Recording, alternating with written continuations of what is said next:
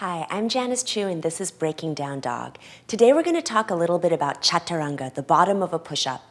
This is one of those poses where it's very common to see shoulder misalignments that can lead over time to injury. So it is very important to get the correct alignment in your shoulder girdle so that when you're doing your vinyasa flow practice, you're practicing Chaturanga in a way that strengthens your shoulders instead of injures them. So starting in Tadasana mountain pose, close your eyes, take a few deep breaths, and then reach your arms straight out to the sides.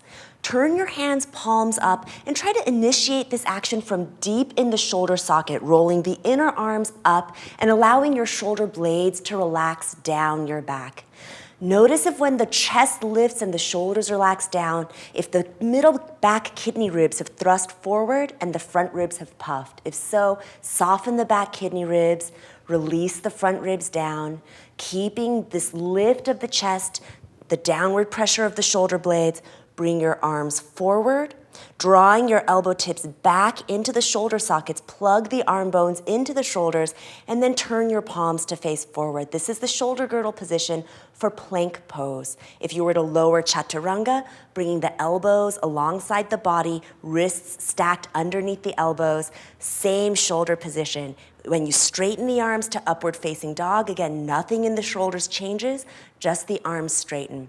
And notice that when you're in Chaturanga Dandasana with the correct shoulder alignment, the elbows are right by the torso. Lift the elbows for a moment and notice that your shoulder heads have collapsed forward and your chest has sunk. So if your elbows are coming away from your body during Chaturanga, you'll know that you've lost some of that lift in the shoulders.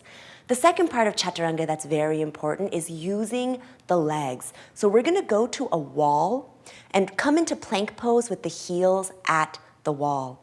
Pressing the center of both heels firmly back into the wall, send your tailbone towards the space between your heels, draw the navel forward, spread the collarbones, and come into that same shoulder alignment for plank that you just found in Tadasana. Taking an inhale, reach the tailbone back, reach the sternum forward, and on an exhale, lower halfway, shoulders to the height of the elbows, pressing back strongly through both heels. On an inhale, press back up into plank, and exhaling, rest in child's pose. When you first start practicing Chaturanga with the shoulders aligned, it can be a little bit frustrating, but stick with it. The muscles of the upper back will get stronger and eventually you'll have a beautiful, well-aligned Chaturanga.